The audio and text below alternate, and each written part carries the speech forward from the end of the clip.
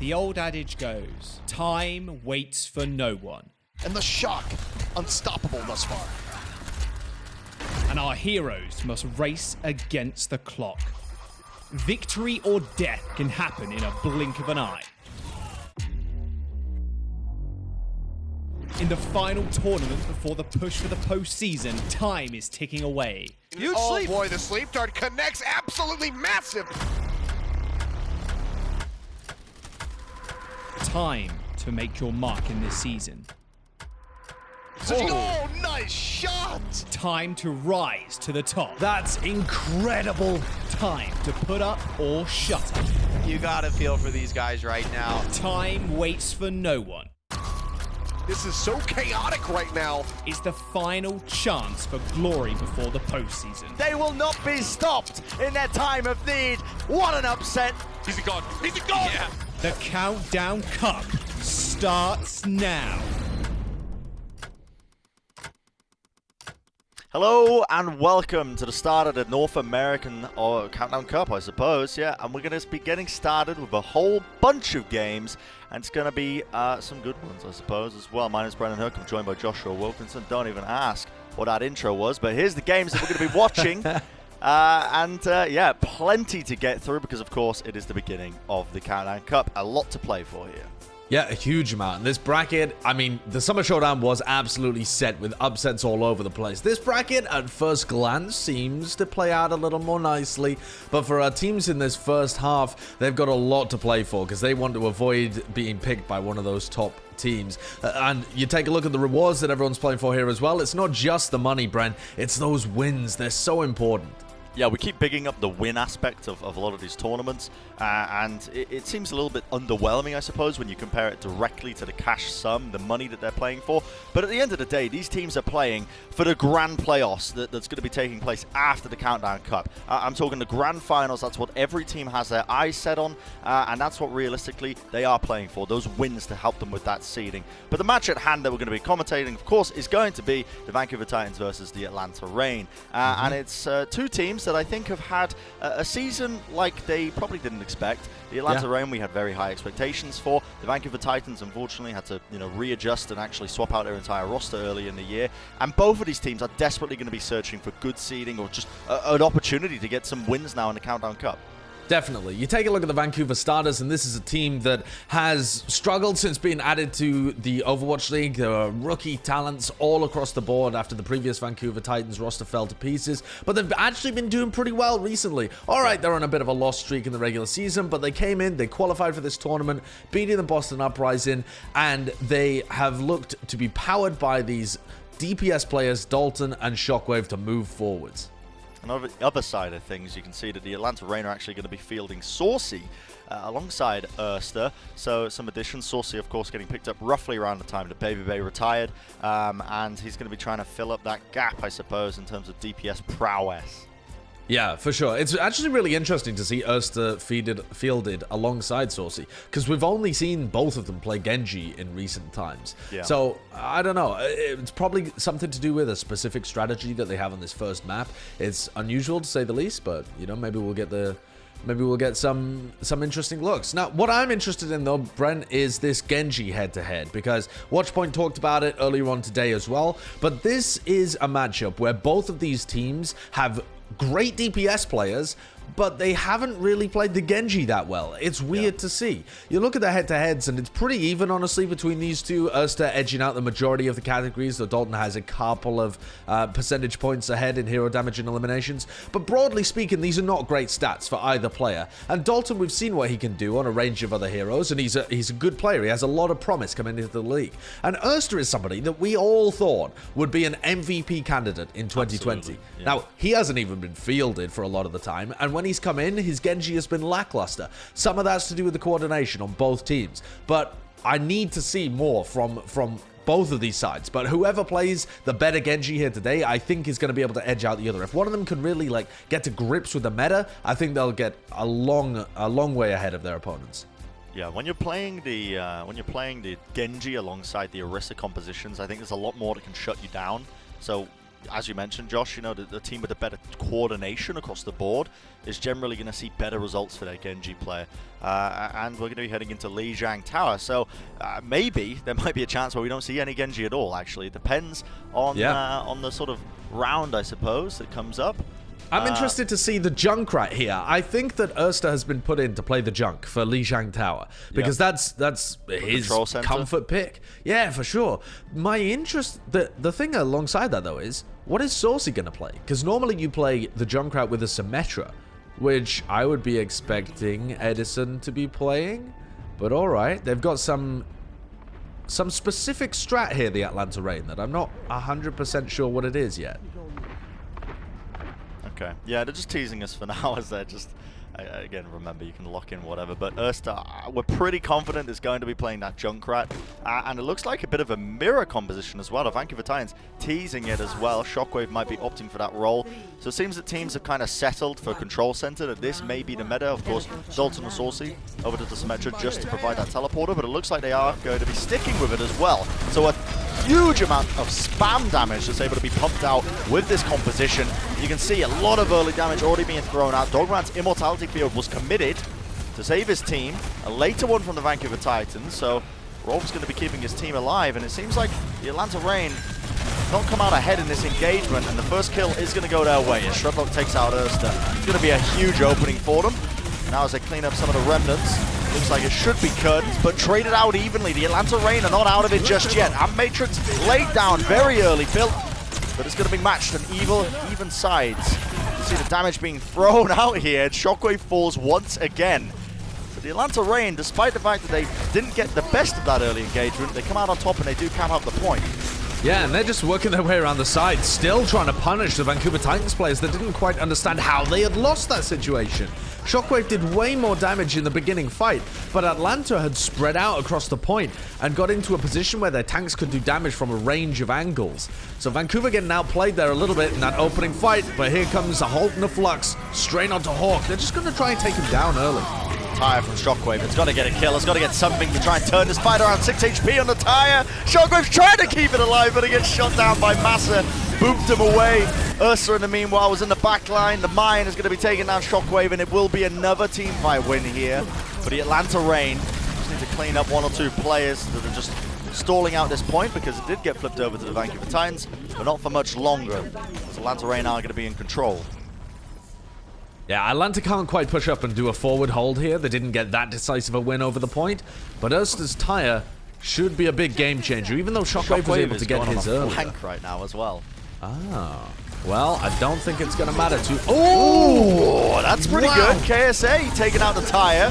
Soundbar are going to be instantly matched out, and trades across the board here. You can see Rolf took out Erster, which means that they're not going to have too much spam damage, but Hawk on the off angle is doing enough work, and Shockwave, yeah, that was that flank he was trying to go on a little bit earlier. You can see, didn't really pay dividends.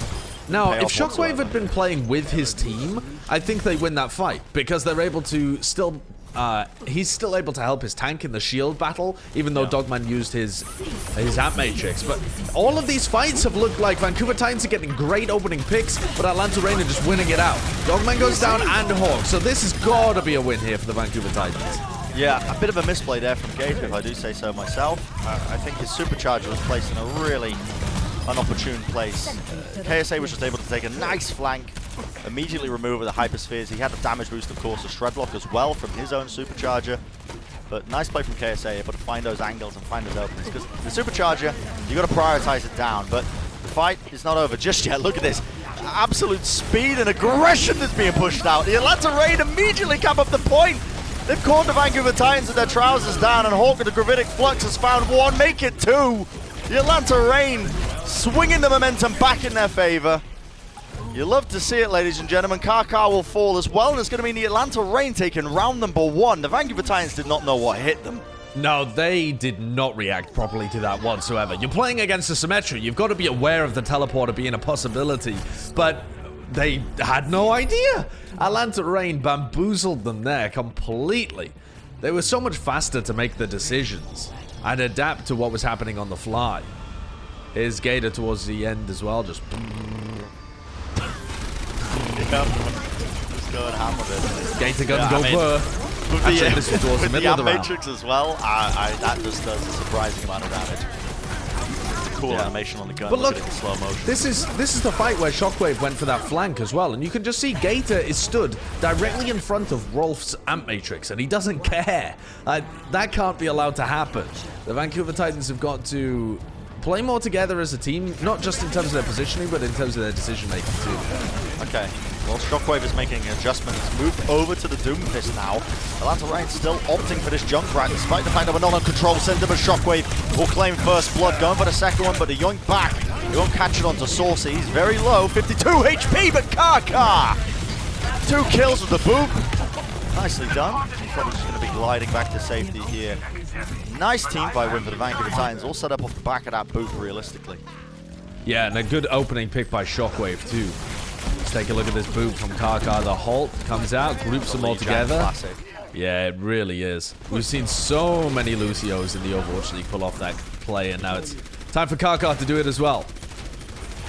Holt's going to be pulling them onto the ledge, and Saucy will get obliterated as well. He tries to step foot on the point, but the damage is far too much. And Dalton, he can just hold down last one, as you can see. As long as that beam keeps going, ramps up in damage. Still, Erster turned it around. He did get the kill onto Dalton. Hawk follows up. The Amp Matrix helping him get that kill onto Kaka. The Atlanta Reign have not given up this fight, and they're trading out pretty evenly. KSA falls next.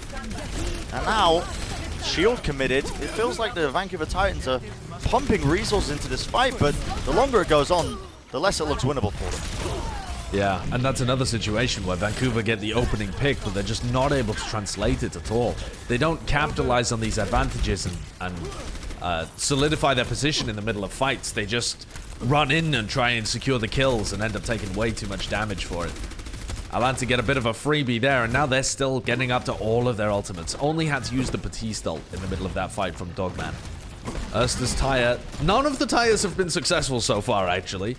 But maybe this will be a turnaround. Sometimes the value of the tire has been just the space it creates, I suppose. Sure. That boop! Big boop coming out from Massa. Dalton goes down. He almost got the second one, I think.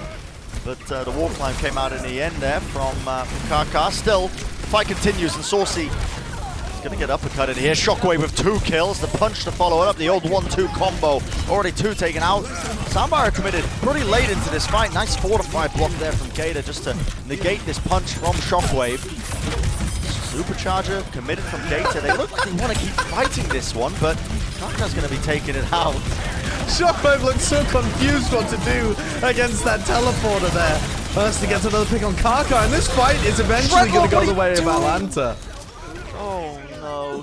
They just couldn't get enough value out of Shockwave's Doomfist. I think that's the biggest difference in that team fight, is that if Shockwave had been able to kill one of the squishy targets there instead of just punching Gator when he was fortified, he would have been able to turn that sound barrier that he had into a huge advantage for the Vancouver Titans. But that's Doomfist. He's feast or famine, and if you get put in a situation where you can't do anything, then you're not going to get anything at all.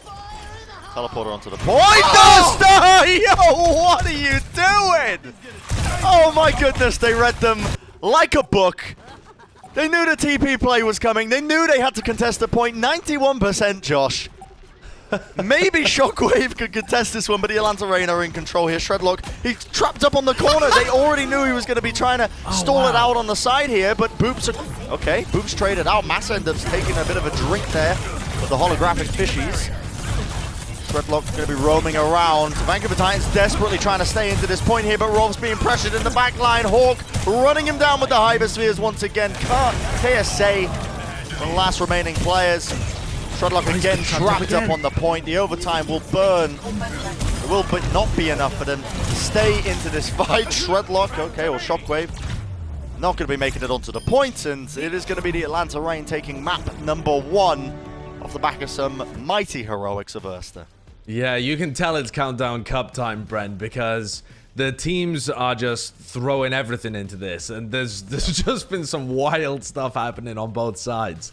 Bringing their A game, but it's not quite enough for the Vancouver Titans. They got so many opening picks on that map in team fights, and they just could not turn it into team fight wins. Atlanta playing the better game with their tanks, their supports, their positioning, and, you know, Saucy and Erster finding their moments as well with some huge moments. That's a really fun first map to start things off. The Atlanta Reign, it felt like they had a much better read on how to play the metagame as well. I mean, when they were going up against the Junkrat mirror comp, a lot more split, you know, not giving much value to the opposition, so to speak, which you didn't really, you didn't really see the Atlanta Reign make too many mistakes in that first series. A good showcase, I think, from them as well, and as expected, as they are the number 5 seed coming into this tournament compared to the Vancouver Titans, who had to play the play-in match to even qualify for the Countdown Cup. Yeah, absolutely. It would be a big upset if the Vancouver Titans come out with a win today. But the Atlanta Reign, you know, they are still trying to get these wins under their belt. So every single map matters for them. Yeah, well, we're going to go to a quick break. When we come back, map number 2 is going to be up on the horizon. Do not go anywhere, guys. Grab yourself a drink and we'll be right back.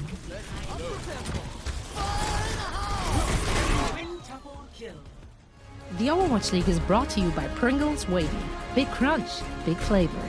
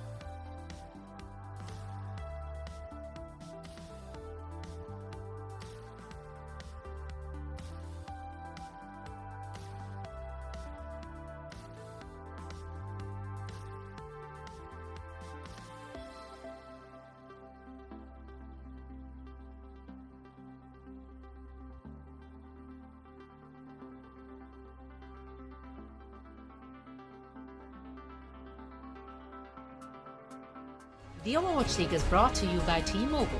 Switch today and rank up to America's largest 5G network, T-Mobile. And by State Farm. For auto, home, or renters insurance, like a good neighbor, State Farm is there. Welcome back, everybody. Yeah, I told you it wasn't going to take too long. Yeah, you're joining us in the middle of the Vancouver Titans versus the Atlanta Reign here. Match number 1 for the North American Countdown Cup. And it's so far been quite back and forth, but it seems like the Atlanta Reign are trailing ahead. And that's down to a lot of individual plays, a lot of coordination as well. And it feels like the Atlanta Reign have come into this quite prepared. Yeah, it certainly seems so. They had a specific strategy for Lijiang Tower that saw Erster playing alongside Saucy, which is the first time that we've seen that coming out from the Atlanta Reign. A reminder that Saucy has just turned 18 and been promoted from the Atlanta Academy team. Yeah. And he's come in to almost fill the shoes of Babybay leaving, but he's not the team leader, he's not a hit scan player, but he just adds that extra DPS power to this roster that allows Edison to flex onto more of the hit scan roles. It just fills them out a little bit more. And Watchpoint was saying earlier on that when it comes to that team leader kind of thing that Babybay has left, the gap that Babybay has left within the team, that's Dogman, who feels like he needs to step up into that role. So pretty interesting as this continues to see how he steps up into that leadership role for the Atlanta Reign. Yeah, we've got a couple of substitutions, and by couple I mean, I believe, just one. And it's going to be Erster. You know, off the back of that 5k tie, they said, you know what, let's not make it too easy. Edison, your turn. And he's going to be subbed in for this time around. I think that's quite understandable. We were making note of the fact that Erster was playing initially on Lijiang. We kind of theorized that it would be because of the Junkrat compositions. It definitely was, and it definitely played dividends. Saucy has played recently as well, played when the Atlanta Reign won 3-1 against the Dallas Fuel. And the map that they ended up not quite coming out on top of was Numbani, which is going to be our next map coming up in this series. That's the Vancouver Titans pick, possibly because they saw that Dallas had managed to come out with the win there in the previous series. But Saucy looked pretty decent when he played. He's probably going to be playing the Genji here. Genji Ash kind of composition is what the Atlanta Reign have been favoring with Saucy and Edison. And I think that it makes sense. It's a little unusual, perhaps, to not see Erster play the Genji when that was the hero that he was kind of known for in, all across contenders, and then he performed at an MVP level in 2019. But something just hasn't been clicking with Erster this season for the Atlanta Reign, and they've chosen not to field him a lot this season. Yeah, I know. I mean, earlier in the season, we had a lot of questions for the Atlanta Reign. Where was Erster and Edison playing on the same roster? We rarely saw them. Big part of that was, of course, Baby Bay. I think it filled in a lot of those niche strategies, and similar to what Saucy's kind of doing here. But the Atlanta Reign seem to be opting for the Saucy Genji, you know? It is a little bit spicy at times, so definitely able to fill in those shoes and play at a highly mechanical level. We'll just see if the Vancouver Titans are able to come up with the answers to it, because so far they have been lacking that. Yeah, and the Vancouver Titans have also not played this map at all this year. So Numbani is going to be a fresh one for them. In some sense, I suppose, a bit of an advantage. They have game tape on the Atlanta Reign, whereas the Titans haven't put any game tape out there on match days. But I don't know too much about that. I think match practice, especially for rookie talents, is really important. So let's see what happens here. Really important that Vancouver Titans come out with the win here on their map win of Numbani. Oh, their map pick, sorry, of Numbani. Most likely one of the reasons why they brought it here. Remember, loser picks the map in this Countdown Cup system that we have. It's nice and ideal for some even series that we've seen. Immortality Field committed early. Shockwave off on the flank. That was, I believe, 2 quick headshots there onto Edison, removing him. Nice move as well. Should be taking Gator to the low ground, and it is just absolute free pickings here. Saucy, though, with 3 kills to try and turn this around. He's still alive, but probably not for much longer. Dalton puts an end to it as Saucy got halted forwards. It's going to be a quick win here for the Titans, able to just cap this one up. Yeah, it's a nice defense from Saucy. He gets to 80% of his blade, but it was Shockwave's off angle that really set all of that up. Goes out on the flank, kills Edison really early on, and then he's just free to do as much damage as he possibly wants. Nobody on the Atlanta Reign can stop him once Edison goes down, and he just cracks that one wide open. Vancouver Titans with 5 minutes. That was such a fast take at point A. He's ready. Rob wants to lay it down. He does indeed, but it's going to mean that the Flux gets answered, and Hawk finds one. Accretion from Hawk, but eventually shut down because that matrix is still in play. Saucy does have the blade, but did not want to pull it out.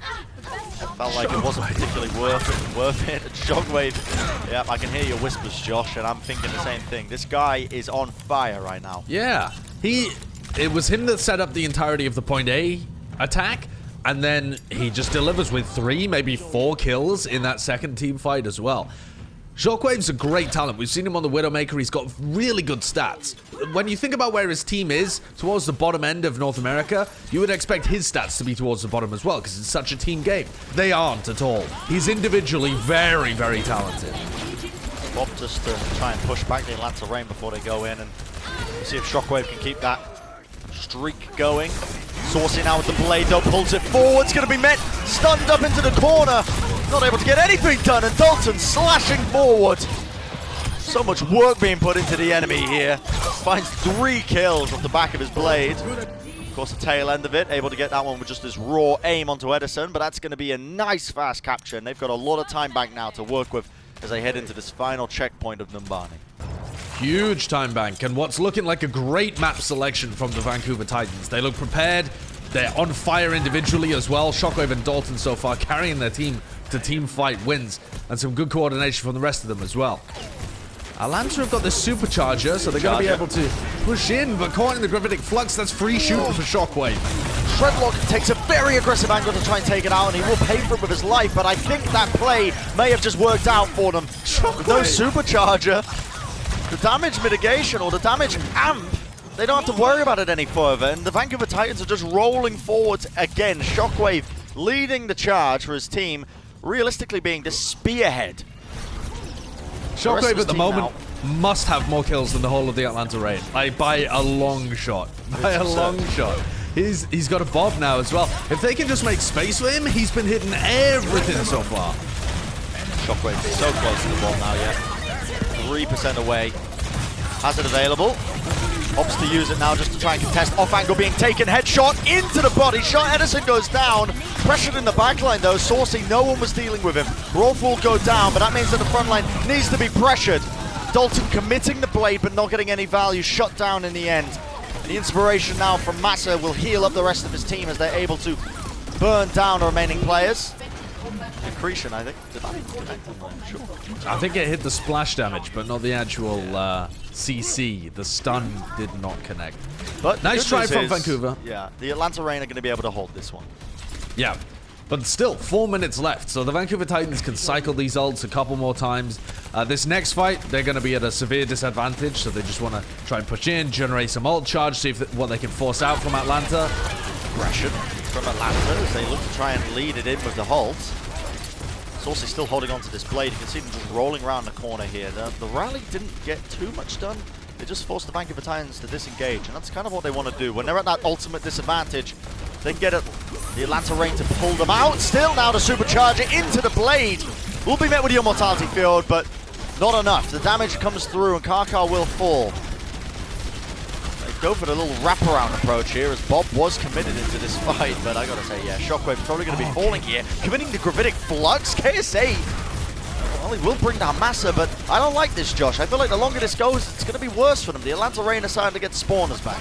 I definitely agree with you. Committing the Gravitic Flux on the Bob late in that fight seems like a mistake to me, because now you just don't have them available for the next engagement. But the Vancouver Titans do still have a bunch of ults. They can try and use this Amp Matrix. They're about to get up to a Supercharger and a Blade as well. But Atlanta doing so much damage with a window of their own from You gotta respect it. Like, why are you just standing out in the open there? That's so questionable. Yeah. It's they believed in their own. They believed in their own window, right? Like, they're confident that Atlanta are going to be the team that has to back off. But because of the way the map geometry works, Atlanta can peak the angles much more easily as the defending team. Okay, now the Vancouver Titans, though. They got Rally, they got Blade, and they got the Supercharger. This is an incredibly powerful, aggressive combo. See if they're able to pull it out. The Rally is going to lead them in. That gives them the armor that they need to just try and walk through this choke point, but Gravitic Flux early on. You can see the aggression. Atlanta Reign just trying to clash into them, force out the ultimates, maybe get them a little bit off tilt here. Coach Gun going to be pushing them away, and Dalton gets shut down. The Blade will get nothing. And that is a great kill there.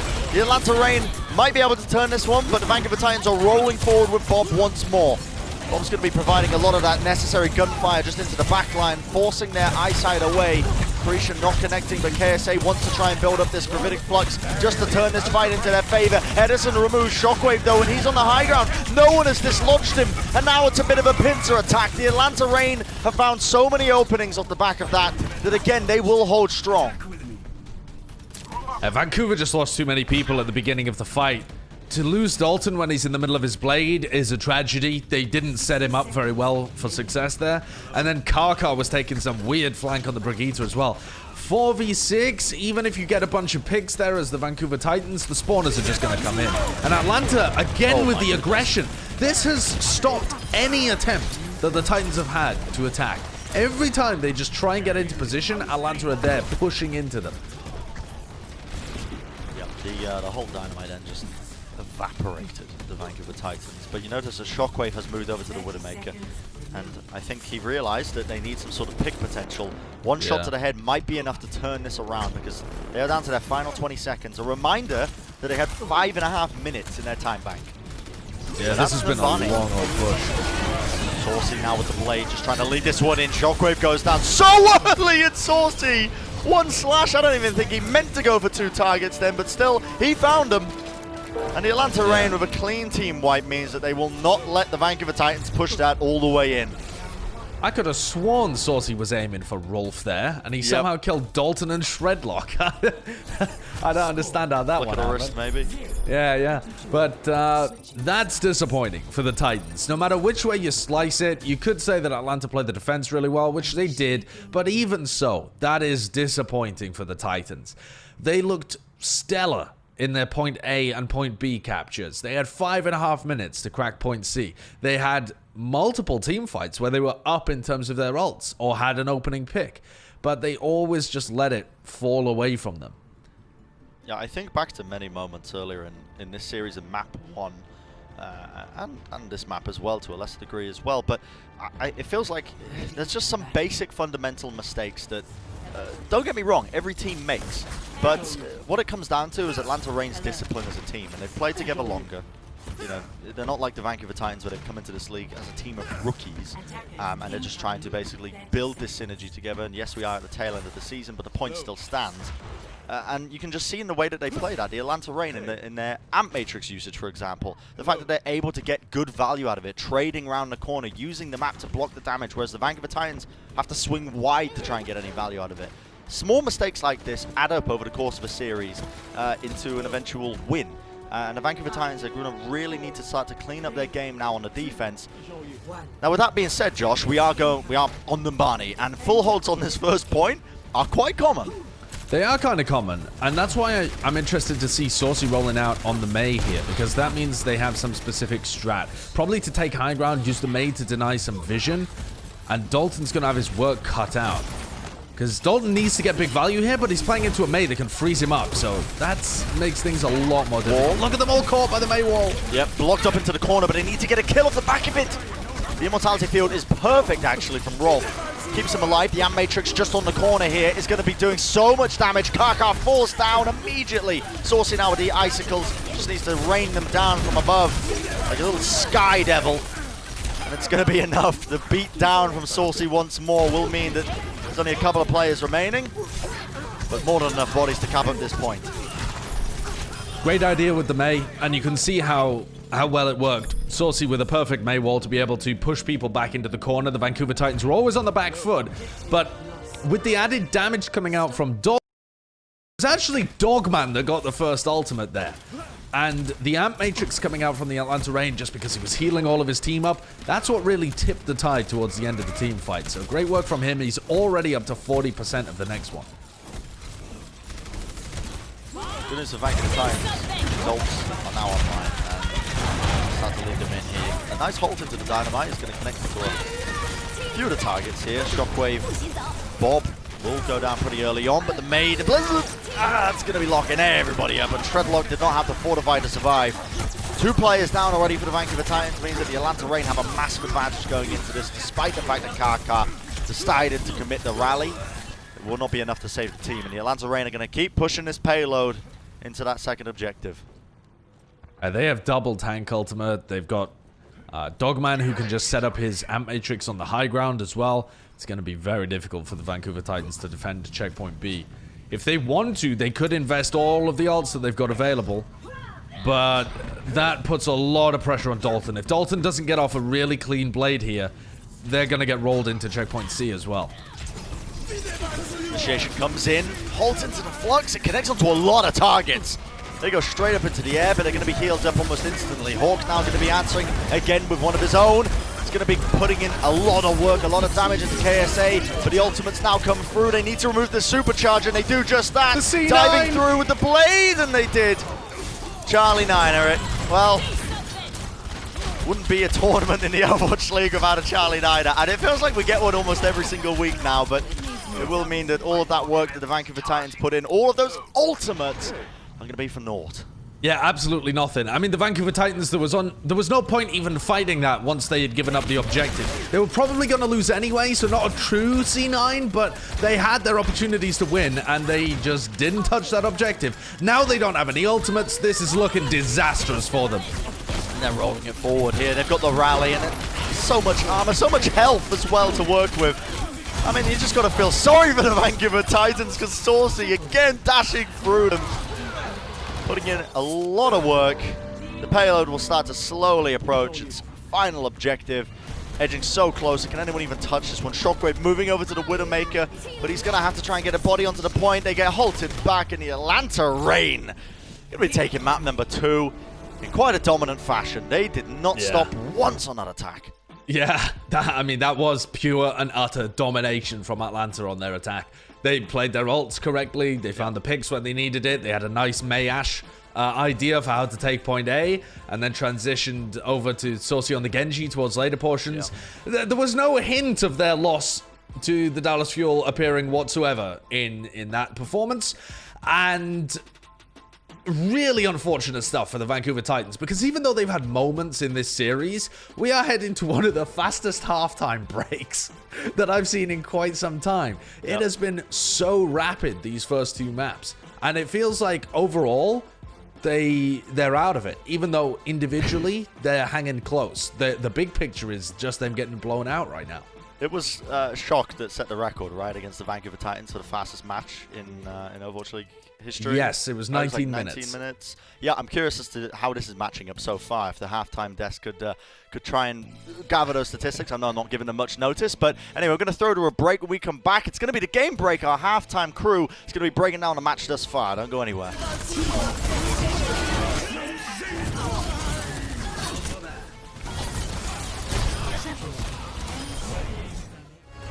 Coca-Cola is the official refreshment of the Overwatch League.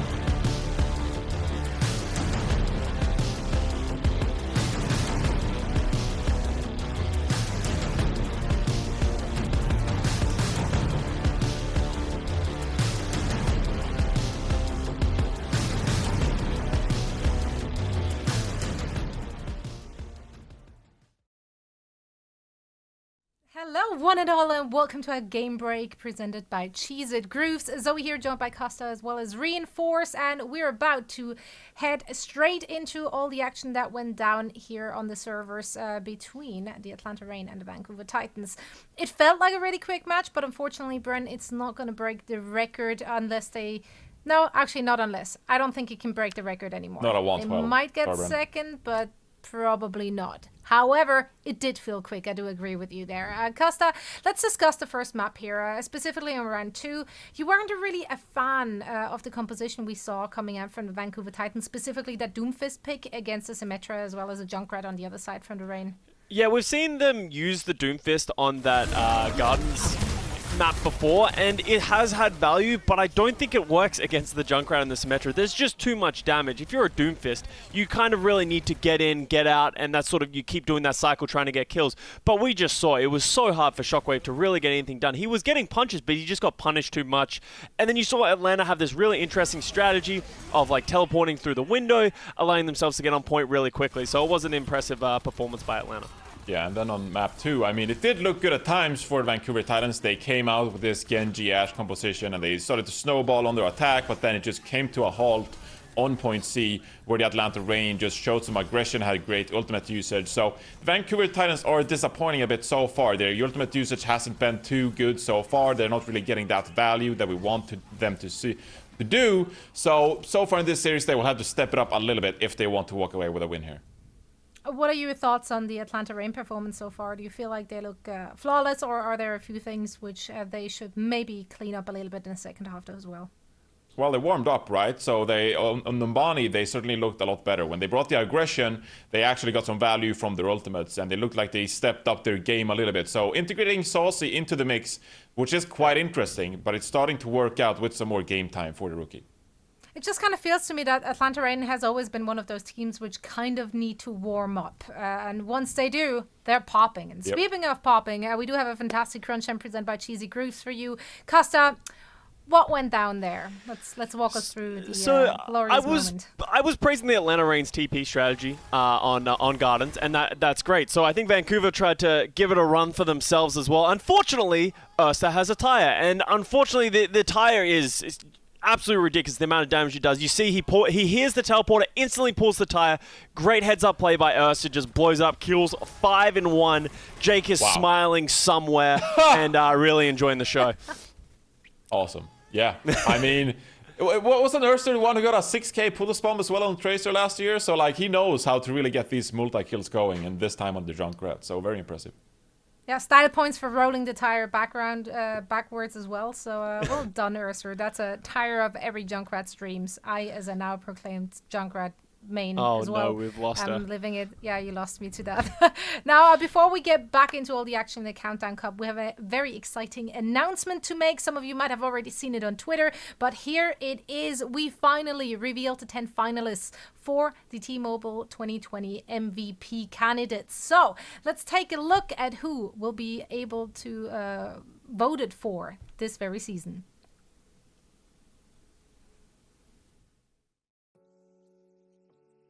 Three words I'd use to describe the third season of the Overwatch League? What a journey. Despite the distance, the Overwatch League has brought us together all around the world. Great things come in threes. And the 3 words on everybody's mind: most valuable player. These are your 10 Overwatch League MVP finalists. Presented by T-Mobile. Alarm. What is happening? Team kill comes through. Just wipe the floor with him. Carpe. And Carpe comes out on top. The superstar player. Choi Hyobin. When he's on the map, nothing is impossible. No, Hyobin, no, that's the big one. Violet. Is it gone? Is it gone? Yeah. Violet is actually a god. Krong. Krong. That's bonkers. That's clutch with consistency. Eileen. Eileen coming alive with a charge needed most. Eileen goes crazy in the back. Fletter. The headshot. What? At the headshot. At the headshot. Fletter, you kidding me? Void. Void turns up the heat. That is filth. Exy. Exy finds a ping. Exy finds 2. What a turn of events. Yaki. Yaki has just been an absolute machine. The end of this season's journey is in sight, with players from every team battling for honor and glory, striving for greatness. We've seen stars rise to new heights, unbelievable upsets, and the promise of victory teetering on the edge of a blade. 10 players have been deemed worthy, but only one can be chosen.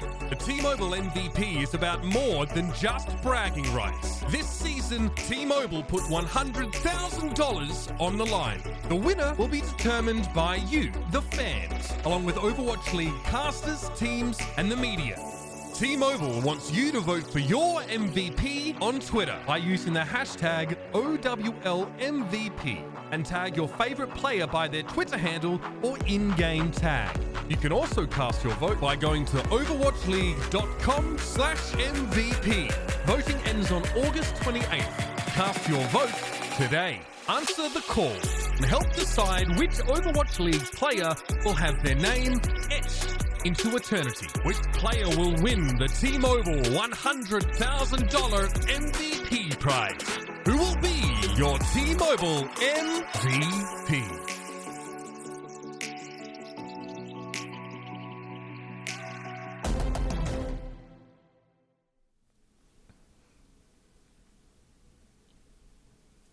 And remember, everyone, T-Mobile wants you to choose this MVP. So vote now over at overwatchleague.com/MVP or head on over Twitter using the hashtag OWLMVP and, of course, add the players battle tag. We have 10 players up for voting, and I just can't wait to see who you guys think should get that MVP award from T-Mobile. Now, of course, gentlemen, I have to pick your brains as well for our 2020 T-Mobile MVP Awards. Who do you think deserves it? Who do you think should be getting it? Reinforce? I mean, it's a hard question, so I'm going to utilize this voting window to my fullest extent to really nail down who I'm going to vote for. But someone who has always been in the MVP conversation so far this year, it is Carpe, because he consistently brings so much to this Philadelphia Fusion team. I still think he does. He did it early in the season, middle of the season, late in the season. Carpe is a phenomenal player. And if we had a redraft of all the players in the league any team could pick, I think Carpe is the #1 player on a lot of people's list. And you can see, he tweeted out himself, who is your MVP? I think he's trying to bait people in here to actually vote for him, because he is a man who deserves it. And if we take a look at some impressive statistics, he is first when it comes to clutch final blows per 10 minutes in the league. So these are final blows in overtime fights, okay, when it really matters, when the Philadelphia Fusion are not at an advantage, so when they don't have a man advantage. So these are impact kills, right? And this is fights that Carpe is winning for the Philadelphia Fusion. So true impact final blows, Carpe tops the leaderboard, and that to me really just speaks highly of this player. This is value contributor to the Philadelphia Fusion, winning team fights in overtime, turning the tide, and being a difference maker for this Fusion team. That is what really matters when you get into these elimination tournament matches, and that is where Carpe really brings value to this team. So I don't think you can really neglect that. I mean, he is a phenomenal damage player in his own right, but being able to turn these team fights around in overtime, that is very unique ability that very few players in the league have. Yeah, and it was so hard to narrow this down to like 10 people. I know when I was originally trying to work it out, like who would be here. But I remember talking to Captain Planet, our stats guy, and he said Alarm and Violet consistently broke like the impact ratio stats numbers. I'm not very good with numbers if it's not clear. About like how impactful they are. The on-Baptiste, the amount of damage, healing, and everything that they do across the board is so impactful that it just breaks all the numbers. That is why these guys are MVP candidates. They are so good for support players. We've seen how impactful they've been throughout the season. And, you know, we love DPS players, but we got to give some love to support players here and there. Absolutely.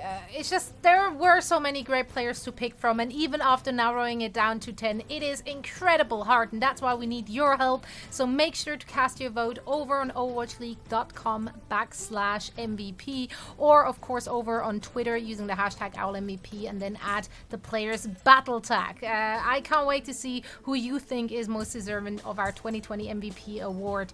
And yeah, with that said, we're done with our game break, and that means we're heading back into the action of our Countdown Cup knockout matches. So make sure to stick around for map number 3. We're not going to have any substitutions, and Anubis will be coming right up for you. The Overwatch League is brought to you by Cheez-It Grooves. Deep flavor, deep crunch. It's a mind crunch.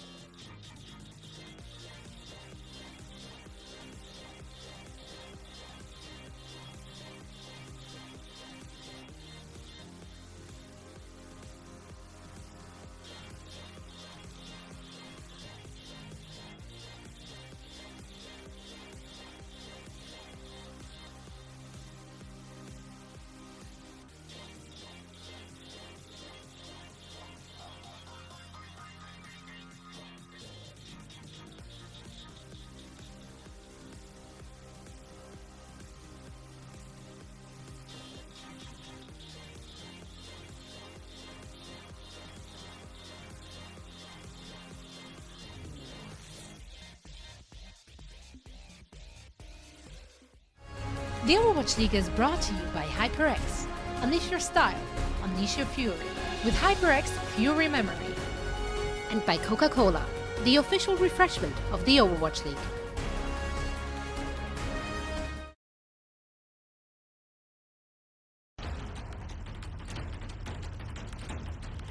For the Titans, and as a result, they lose Wolf, and he had Transcendence.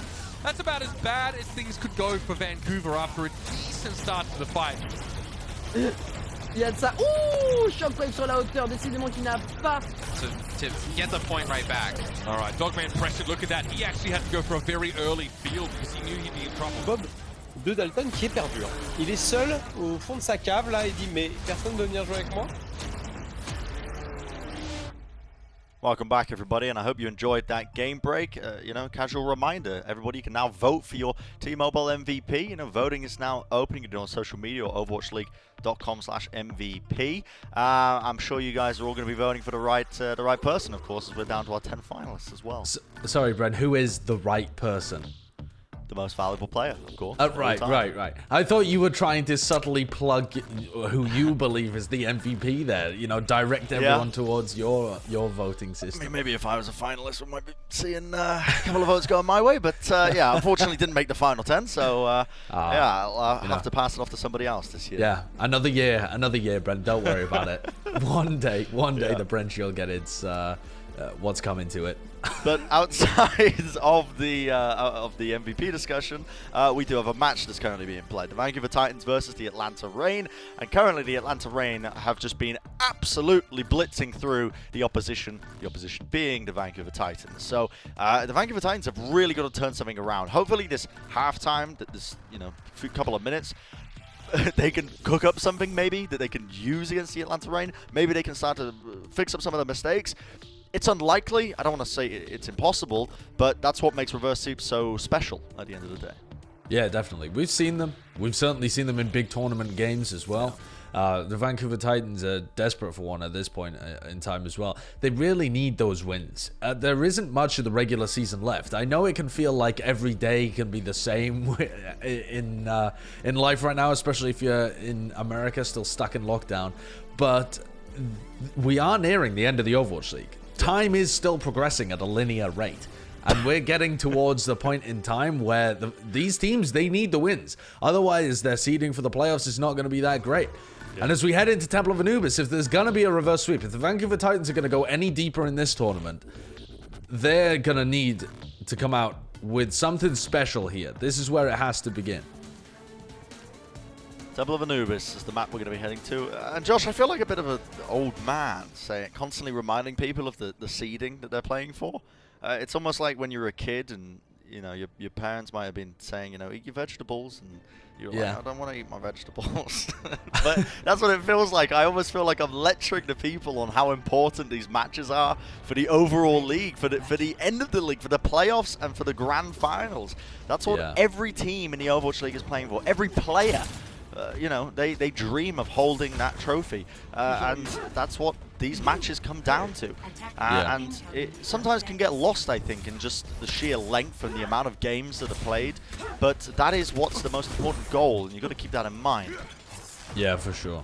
It can sometimes feel a bit impossible as somebody watching to realize these guys' aspirations. Like, even when they're at the, 12th seed, the Vancouver Titans, 5th seed, Atlanta Reign, they still desire that win as much as anybody else in the league. Yeah. They're still competitive players whose burning ambition is to win the Overwatch League one day. Maybe not this year, but one day. And for both of these teams, this is the next step. Get those wins in the Countdown Cup, get a good seed in for the playoffs. And the Vancouver Titans, here we go. They're running Winston Zarya comps. We theorized that these would become more and more popular as the playoffs went on for the Countdown Cup. So keep your eyes open for this kind of stuff. You don't want to be doing that, though. Shredlock jumps in and gets halted back towards the Atlanta Reign for an easy first kill. It's so much pressure on the Winston player when you play these kind of compositions. Yeah, you can see they're trying to, essentially, the name of the game of this composition is find a hack target, Winston dives in, Shockwave maybe pumps in the damage and finishes them off. But the Atlanta Reign was so, I mean, they could just read it so easily. Gator with the hold was instantly answering back. And I do like that Shockwave is going to be playing the Echo here. It's one of those, heroes that when Echo was released, he was one of the standout players, I think, on that role. So it's definitely one of his comfort picks. We'll see if he's able to make it work, though, against this composition, against the hit scan of Edison.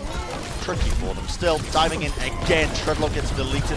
And that was that hold. Again, pulling them back. And oh my goodness, Saucy. Yeah, that's really clean from Saucy. It's also the Brigitte to play as well. Massa getting a nice bash onto Shredlock. And as well as what you said, Bren, about how you can just set up some default dives, you can't just really dive against that Atlanta Reign squad, though. What they're aiming to do is build up these ults. And then once you have ults available, you have EMP, you have Nano. The Nano is going to go onto the Winston, and then the Winston's going to primal to knock them all back and make that space. So as soon as the... Oh my... I think that was a mid-air Holt rock and some dynamite, and he was jumping into an Amp Matrix. Oh my lord. Headshot, yeah, as well. I mean... So much damage there onto Shredlock, and he was eviscerated. He became rubble in midair. Became rubble? Yeah. He's not made out of stone. He's not using the Gargoyle Winston skin. But, so now Vancouver have finally got ults online. They need to be nano boosted in Shredlock, probably primal people around, and then try and get an EMP once they've bought that space. Ults are coming online, though, and that's the problem. Yeah, Shredlock has died first, trying to get these engagements off every single team fight. You gotta nano him, though. You have to nano him. If you're the Vancouver Titans, you need to invest that, because he's gonna get his primal. He's gonna make space for you. You can't just sit back. This has now been 2.5 minutes, and Shredlock has still not built up his first primal rage, because he just cannot stay alive against Atlanta. This is a really difficult comp to execute on as well, though. It's very popular in APAC. It's been starting to see a bit of popularity in North America as well, but it is so hard. Relies on a lot of coordination and good tank play. Get a hack here. You can see onto Hawk, but Hawk healed up the rally from Massa preemptively to try and heal up his team. Shockwave now gets the duplicate off and into the nano boost. Finds 1-2 kills with the dash. Might be going for the third here. Gets it just in time. Well, Brent, beat down a raw neutral here. I mean, another blade, but doesn't get it off in time. Yep. They're still losing, though. I mean, I think they are going to edge this out. I mean, the Gravitic Flux still connects onto 3 of them. The hack, though. Okay, Hawk still got it off. Managed to get the damage off initially onto Rove. They're trying to turn it around. Saucy comes in with the blade, and they have turned it around. I thought it was almost going to be a lock-in for the Vancouver Titans in that scenario. Oh, Atlanta just didn't get enough picks. They lost so many people. Now Saucy's going to respawn onto the Tracer and get back into the team fight early on. So is Dalton. They have one Grav to work with, but that's it here. Struggle City right now for the Vancouver Titans. KSA with the Grav going to be using it to connect onto the tanks to fortify to move out of it, but KSA obliterated, taken out of the fight. Edison from on the high ground will do his job. Raining down damage, raining down the bullets. The Atlanta Reign are not going to be denied. They will move forward in the countdown. Well, not quite, but they're going to be making it much easier for them to do so here. Saucy with a bit of, well, not even going to go there. The Atlanta Reign going to be getting that hold now, 39%. Getting ahead of myself, thinking that the little ahead of secured the win. But the Vancouver Titans, okay, Josh, here, I'm going to say something now, and you're not allowed to laugh, you're not allowed to scoff at me, but okay, it is winnable. Sorry, I couldn't. It's, yeah, I mean, you got ahead of yourself, but really for very good reason, because this just looks like an easy victory for the Atlanta Reign. Vancouver, in the first half, let's be fair to them, they had opportunities to win maps. They had, you know, some team fights went well, they had some momentum on some maps. It didn't... The overall picture was them kind of getting splattered by Atlanta, but they hung with them. They looked close across the team fights. This map has not been anything close. There's just been no hint of it. Vancouver switched up their composition. They tried to run something different. I appreciate that. That makes sense. If you're down 0-2 at the half, you got to make some strategical changes. That's all well and good. Unfortunately, those changes only made them go backwards instead of forwards. Vancouver looked quite a lot worse playing this Winston Zarya comp. And the comp itself is not bad. We've seen teams get a lot of value on this comp. In APAC. Yeah, in APAC specifically. A little bit in North America as well. It just requires so much coordination.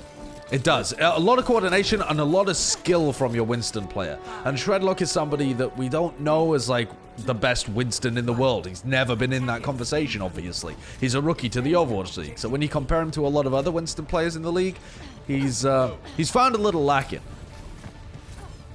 Atlanta Reign coming out with a pretty standard composition here. Funnily enough, running the Widowmaker here. So Edison might find it difficult to get any sort of value against the dive. Mortality Field is going to be keeping his team alive here. Saucy's job is realistically going to be, yeah, you can see running the Widowmaker against this composition is just, I think, a fool's errand. But they're going to be trying to take this neutral fight. KSA solo, 1 HP, but eventually has enough charge to start lasering down the opposition. And it is going to be the team fight win, the first, hopefully of many, if the Vancouver Titans are to do the improbable. Yeah. It's a good start. They're building up to their ultimates. This composition only really functions on attack when you have the ults available, but it's a lot better on defense. You can win neutral fights when you're on defense, and they're gonna be really powerful once they get the nano, the primal, the MP online as well. You see how much more space Shredlock has to work with now that he's on defense? Doesn't have to worry about getting hit by all of those CC measures that Atlanta have available. That's ambitious though, but he has his primal, thankfully. Yeah, aggressive maneuvers, but that's because, as you said, he's got the ult online. And okay, Saucy, I don't really know why the blade was committed at the tail end of that fight. That's a bit of a waste in my opinion, and mistakes like that, well, you might be, you know, a bit cocky, you might be feeling a little bit ahead right now as it stands, because yes, you only have to get 39%, but mistakes like that add up, and eventually they do cause it to snowball out of your control. Yeah, that could actually be a map loser, to be honest. Saucy wasting that. Oh, but Shredlock dies! That's really disastrous for the Vancouver Titans. They need to use all of their ults here just to hold on. Do they even have the damage? There's too much shield to break through here. Shockwave has to walk past the shield to get anything done, putting himself in the danger zone. The Hulk moves him forward. Edison just playing around his team, just this mobile def unit, as he's just hitting shot after shot after shot. And now it didn't end up meaning anything with Saucy wasting the blade. The Atlanta Reign are going to roll forwards with this one, the Supercharger paving their way to victory as they take the series out in a 3-0 fashion. Fair play to the Atlanta Reign. They're going to be moving forward in the Countdown Cup here, and the Vancouver Titans are going to be, well, just sitting on the sidelines. Yeah. Unfortunate for Vancouver, but they can rest easy in the knowledge that they were comprehensively outplayed here. This wasn't one of those close matches where it keeps you up at night and you wonder if you just done this tiny little thing better, maybe you could have won. They got slapped around. The Atlanta Reign were clearly the better team. What's worse? You know, it's definitely worse to lose close games. The close ones, the ones that you lose just by a hair, they keep you up at night. You think about those years later. The ones where you just get destroyed, you're like, okay, fair enough, we GG, go next. Unfortunately for the Vancouver Titans, there aren't any other major tournaments up until the playoffs, so GG go next just means a bit of a vacation, but the Atlanta Reign will be moving on to the next round. And you think about the next stage, Brent, the quarterfinals, where the top 4 teams get to pick their opponents. Atlanta have got to be looking like one of the teams they're going to want to avoid.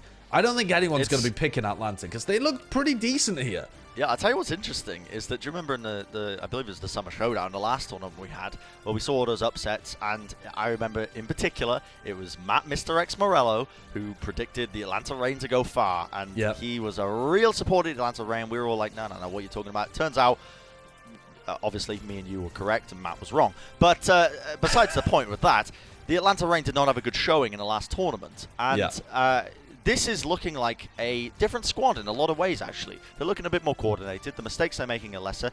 Yes, the opponents they're playing against are weaker, but I feel a lot more confident about this Atlanta Reign moving forward than I did about them in the Summer Showdown. I definitely agree with that. I think they're in a better position. Not because Baby Bay has left, but because they almost seem more motivated. The addition of Saucy has given them a different look as well. Edison is on potentially a better role. So, yeah, I actually feel pretty good about this Atlanta Reign. If anyone's going to make an upset in the quarterfinals, it's going to be this team. Yeah, and our player of the match, of course, is going to be Saucy. So our new player for the Atlanta Reign coming in, this guy playing it all, filling in the shoes, I suppose, for Baby Bay as well, who would normally most likely be playing that Symmetra for them. But Saucy comes in, and he comes in swinging, and he can play it all, the Genji, the Symmetra, just filling in the gaps of the Atlanta Reign and allowing them to play a lot of these niche compositions. Realistically, the Atlanta Reign, I think this player of the match award, you could have made an argument for a lot of players on this team, but Saucy as a rookie kind of stands out. Yeah, and I think that's credit to Saucy, right? He's just turned 18, comes in, his second match ever, he wins our player of the match presented by Xfinity. So that's just a great situation for him to be in. He's only just turned 18, by the way. It's a matter of weeks since this guy was ineligible to play. Comes straight out of the academy team, and he's putting up performances like that. All right, not against the most coordinated opposition in the league, but he'll have his opportunity to play against those top 4 teams in the next round. Because Atlanta, they're heading to the quarters. And Saucy has been a large component of their development. You know, he's kind of freed up Edison to move over to play these more hit scan roles, and Saucy and Edison look good together. Yeah, I 100% agree with that. I think this Atlanta Reign, for the rest of this tournament, they could be a bit of an upset team. They could be coming in swinging. They've normally been associated as the gatekeepers, but maybe, you know, might have to watch out for them. I doubt any team is going to be picking them moving forward. On the other side of things, I do want to add a bit of a finishing note here for the Vancouver Titans, because they are out of the Countdown Cup now. But a lot of people are going to be saying, you know, oh, Vancouver Titans, lol, whatever, you know. But you got to remember, these players, a lot of them playing on a ping disadvantage on the other side of the planet in a different time zone, and that's what they've been committing to for the last 6 months of their life. During a pandemic, nevertheless. It is so hard for a lot of these players, and we said it at the beginning, I believe, of this map, that every single player in the Overwatch League, doesn't matter how good they are, has their eyes on that goal, the Grand Finals one, of that trophy, of holding it up.